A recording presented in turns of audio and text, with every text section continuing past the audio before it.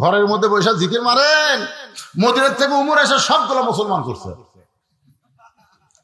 পাদ্রী খুব চালাক চতুর মানুষ, এক দৌড়ে গিয়ে বলে, ওমর আমিও তোমার হাতে মুসলমান হওয়ার চাই। ওমর ফারুক বললেন, আপনার মতন মহান ব্যক্তি যদি ঈমান গ্রহণ করে, ইসলামের প্রতি চলা বড় সহজ হয়ে যাবে, তাহলে আপনি পড়েন কলেমা। পাদ্রী বলতে যে পড়ার আগে আমার 4টা প্রশ্ন আছে, উত্তর দিবার পারলে মুসলমান হব, নচেত কিন্তু মুসলমান হব না। ওমর ফারুক বলে, পাদ্রী রে কি প্রশ্ন? বলে 1 নম্বর প্রশ্ন হলো, পৃথিবীর এমন কোন জায়গা সূর্যের আলো একবার পড়েছে কিয়ামত পর্যন্ত ওই জায়গায় সূর্যের আলো পড়বে না, ওই জায়গার নাম বলতে হবে। এই ওমর, আমার 2 নম্বর প্রশ্ন হলো, পৃথিবীর এমন কোন কবর যেই কবরটাও জীবিত, কবরের মধ্যে লাশটাও জীবিত, ওই কবর এবং লাশের নাম বলতে হবে। আমার 3 নম্বর প্রশ্ন হলো, পৃথিবীর এমন কোন 2 যমজ ভাই একই সঙ্গে জন্মগ্রহণ করছে, আবার বহু বছর একসঙ্গে 2 ভাই মৃত্যুবরণ করছে, কিন্তু এক ভাইয়ের সাথে 100 বছরের বড়, এই 2 ভাইয়ের নাম বলতে হবে। আমার 4 নম্বর প্রশ্ন হলো, ওমর পৃথিবীর এমন কোন কারাগার যে কারাগারের মধ্যে কয়েক নিঃশ্বাস দিবার পারে না, এরপরেও জীবিত থাকে, এই 4টা প্রশ্নের উত্তর যদি দিবার পারো তাহলে আমি পাদ্রী মুসলমান হব।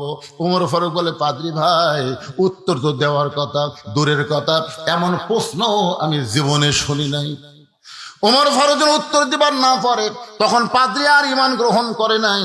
ওমর ফারুক জেরুজালেম থেকে যখন মদিনায় আসলেন, আলীর সঙ্গে দেখা। আলী বলতেছে, আমির আল মুমিনিন জেরুজালেমের খবর কি? ওমর ফারুক বললেন, হাজার হাজার খ্রিস্টান মুসলমান হয়েছে, কিন্তু একটা পাদ্রী মুসলমান হবার চেয়ে হইল না। ওমর ফারুক বললেন, আলী আমাকে 4টা প্রশ্ন করেছে, উত্তর দিবার পারলে মুসলমান হতো, কিন্তু আমি উত্তর দিবার পারি নাই বলে সে মুসলমান হয়নি। আলী বলতে যে কি প্রশ্ন করছে?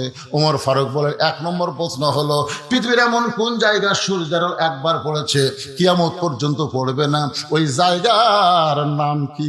আলী বলতেছে, ওই জায়গা হলো ওমর যখন হযরত মুসা আলাইহিস সালাম যখন সাগর পাড়ি দেয়, ওই সময় আল্লাহ সাগরকে রাস্তা বানায় দিছিল, ওই রাস্তায় যখন ফেরাউন নামছে আবার সাগর পূর্বের মতন হয়ে গেছে। ওই যে মুসা আলাইহিস সালাম যখন রাস্তা হয়েছিল, ওই সময় সূর্যের আলো সাগরের তলদেশে গেছে। সাগর একত্র হওয়ার পরে কিয়ামত পর্যন্ত আর সূর্যের আলো ওই জায়গায় পড়বে না।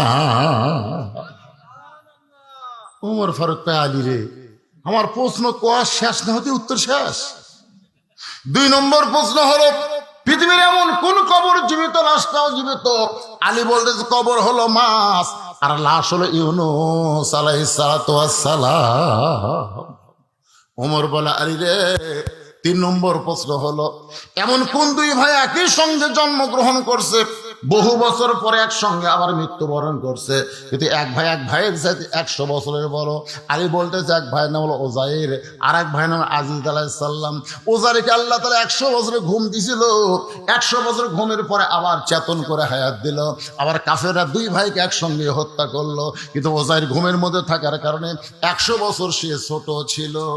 ওমর ফারুক কান্দার বলে, আলী রে 4 নম্বর প্রশ্ন করেছে, পৃথিবীর এমন কোন কারাগার কয়েক নিঃশ্বাস নেবার পারানোর পরও জীবিত থাকে? আলী বলতেছে, মায়ের পেটে সন্তান নিঃশ্বাস নেবার পারে না, এরপরও আল্লাহ জীবিত রাখে। এই জন্যে আলী হলেন সবচাইতে জ্ঞানী, এমন জ্ঞানী। নবী সাহাবেদের নিয়ে আলী নিয়ে খাওয়া দাওয়া করতেছে, খুরমা খেজুর, ধরে কোন কি খেজুর?